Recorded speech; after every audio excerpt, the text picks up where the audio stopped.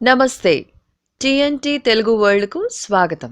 ప్రతి నెలలో పౌర్ణమి తర్వాత బహుళపక్షంలో వచ్చే చతుర్దశి తిథి మంగళవారంతో కలిసి వస్తే దానిని కృష్ణ అంగారక చతుర్దశిగా పిలుస్తారు. కృష్ణము అంటే బహుళపక్షం పౌర్ణమి తర్వాత పక్షాన్ని కృష్ణపక్షం అంటారు. అంగారకము అంటే కుజవారము అని. అంటే మంగళవారం దాంతో కలిసినటువంటి చతుర్దశికి కృష్ణ అంగారక చతుర్దశి అని పేరు. అయితే కృష్ణ అంగారక చతుర్దశికి సూర్యగ్రహణంతో సమానమైన శక్తి ఉంటుందని చెబుతారు.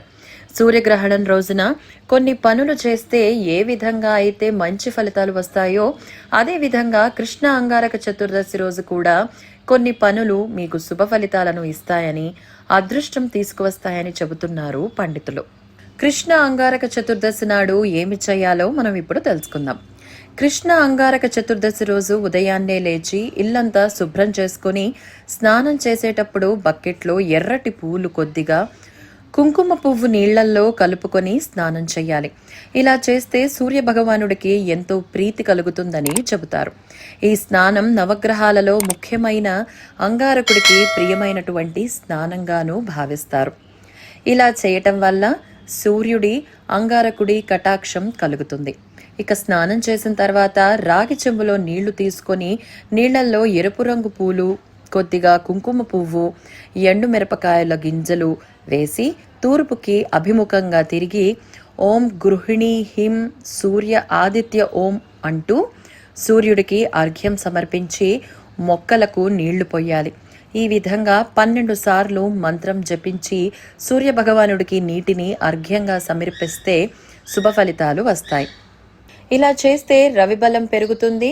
అంతేకాదు, నేడు పితృతర్పణం ఇస్తే మామూలు రోజుల్లో పితృతర్పణం చేసిన దానికన్నా ఎక్కువ ఫలితం ఉంటుంది. కృష్ణ అంగారక చతుర్దశి రోజు బ్రాహ్మణుడికి గోధుమలు దానమిస్తే సంవత్సరమంతా జాతకంలో రవిబలం బాగుంటుంది. అంతేకాదు, రుణ విమోచక అంగారక స్తోత్రాన్ని చదివితే రుణబాధలు తొలగిపోయి సంతోషంగా ఉంటారని చెబుతారు. ఈరోజు యమదీపం వెలిగిస్తే అపమృత్యు దోషాలు పోతాయి. అది ఎలా వెలిగించాలి అంటే, కృష్ణ అంగారక చతుర్దశి నాడు ఇంట్లో దక్షిణ దిశలో దీపాన్ని వెలిగించి 8 వత్తులను ఒక వత్తిగా చేసి నువ్వుల నూనెతో దీపాన్ని వెలిగిస్తే మంచి జరుగుతుంది. ఈ దీపాన్ని యమదీపంగా పిలుస్తారు. ఈ దీపం పెట్టడం వల్ల అపమృత్యు దోషాలు ఏమైనా ఉంటే తొలగిపోతాయి. అంతేకాదు, కందులను ఎర్రటి వస్త్రంలో మూటకట్టి దానమిస్తే అప్పుల బాధలు తొలగిపోతాయి. ఈ దానాలతో సొంతింటి కల తీరుతుంది. కుజదోషం ఉన్నవారు ఈ దానం చేస్తే దోషం పోతుంది అని చెప్తున్నారు జ్యోతిష్య నిపుణులు. అప్పుల బాధల నుండి బయటపడటానికి ఈ రోజు చేసే వ్రతం అద్భుతంగా పనిచేస్తుంది అని చెప్తున్నారు పండితులు. ఆ వ్రతం ఎలా చేయాలో తెలుసుకుందాం. ఈ వ్రతం స్కాంద పురాణంలో విష్ణుమూర్తి చేత చెప్పబడింది. ఈ వ్రతం కృష్ణ అంగారక చతుర్దశి నాడు సాయంత్రం పూట చేసుకోవాలి. భార్యాభర్తలు ఇద్దరూ కలిసి చేస్తే విశేషమైన ఫలితం కలుగుతుంది. ఈ వ్రతం చేయటం ద్వారా అప్పుల బాధలు ఒక్క రోజులో తీరవు. కొంచెం కొంచెంగా పూర్తిగా అయితే అప్పులు తీరుతాయని చెప్తున్నారు అనుభవజ్ఞులు. ఈ వ్రతాన్ని మంత్రాలు చదవటం వస్తే వారి సొంతంగా వారే చేసుకోవచ్చు లేదా పూజారితోటి చెప్పించుకోవచ్చు. ఈ వ్రతాన్ని ఎరుపు రంగు వస్త్రాలు ధరించి ఎరుపు రంగు పూలతో చేయాలి. ఈ వ్రతంలో ప్రధానమైనటువంటి దేవతలు సుబ్రహ్మణ్యేశ్వర స్వామి, కుజుడు. వీళ్ళిద్దరిని కూడా ఒక ఎరుపు వస్త్రం మీద బియ్యం పోసి 2 రాగి చెంబులలో సుబ్రహ్మణ్యేశ్వర స్వామిని, అంగారకుడిని ఆవాహన చేసి వాటికి పూజ చేసి ఏదో ఒక ప్రసాదం కందులతో తయారు చేసినవి 14 సంఖ్యతో ఉన్నవి అక్కడ నివేదన చెయ్యాలి. సుబ్రహ్మణ్యేశ్వర స్వామిని, ఈ అంగారకుడిని మనకు ఉన్నటువంటి సమస్త రుణాలు పోవడానికి గాను సంకల్పం చేసుకొని పూజ చేయాలి. పూజ ముగిసిన తర్వాత ఒక ఎర్ర చండ్రకర్రని తీసుకోవాలి. చండ్రకర్ర అంటే హోమంలో నెయ్యి వేసే గంటె ఉంటుంది కదా, అలాంటిది.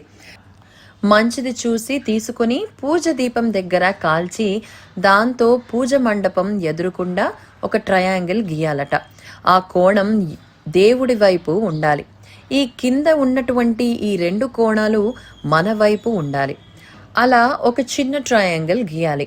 ఆ ట్రయాంగిల్ మధ్యలో మనకి ఎన్ని రూపాయల అప్పు ఉందో రాసుకోమన్నారు. అంటే కల్పంలో ఈ కాల్చినటువంటి ఈ చండ్రతో ట్రయాంగిల్ మాత్రమే గీయమని చెప్పబడి ఉంది.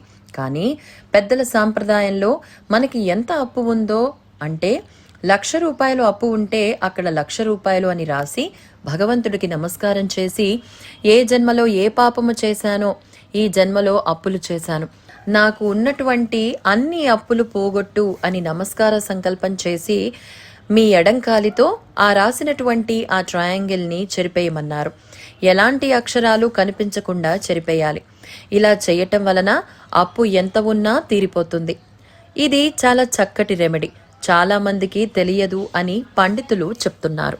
ఇలాంటి వీడియోస్ కోసం మా ఛానల్ని సబ్స్క్రైబ్ చేసుకోండి.